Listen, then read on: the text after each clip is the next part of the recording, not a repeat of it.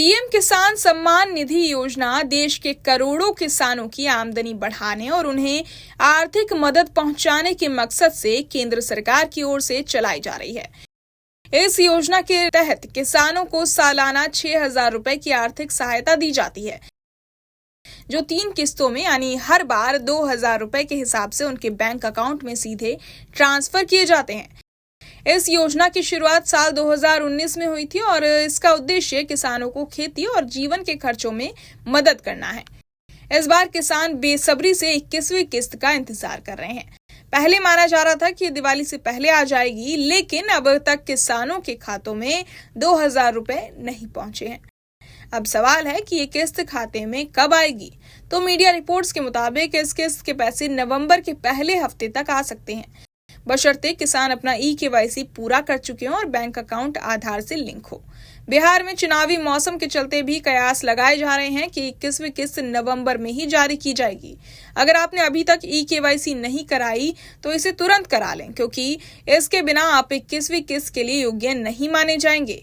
eKYC करवाने के लिए आप अपने नजदीकी CSC सेंटर जा सकते हैं या pmkisan.gov.in पर ऑनलाइन प्रक्रिया पूरी कर सकते हैं। साथ ही भू सत्यापन यानी खेती योग्य जमीन का सत्यापन भी जरूरी है, क्योंकि केवल जमीन का वेरिफिकेशन होने पर ही किसान योजना का लाभ उठा सकते हैं। अगर आपने अपना आधार कार्ड बैंक अकाउंट से लिंक नहीं किया है तो तुरंत ये काम कर लें, अन्यथा आपकी किस्त अटक सकती है। eKYC करने के लिए वेबसाइट पर जाकर eKYC सेक्शन में आधार नंबर और रजिस्टर्ड मोबाइल नंबर डालें। OTP वेरिफिकेशन के बाद सबमिट कर दें। इसके अलावा योजना के नियमों के मुताबिक पति पत्नी दोनों एक ही परिवार से इस योजना का लाभ नहीं उठा सकते हैं। अगर ऐसा होता है तो सरकार इसे फर्जी मानकर रिकवरी कर सकती है। इसी तरह अगर परिवार में किसी भी पिछले साल इनकम टैक्स भरा है तो उसे योजना का लाभ नहीं मिलेगा। इसके अलावा अगर कोई किसान किराए की जमीन पर खेती कर रहा है या किसी अन्य किसान से जमीन लेकर खेती करता है तो उसे भी योजना का लाभ नहीं मिलेगा, क्योंकि इस योजना में जमीन का मालिक होना जरूरी है।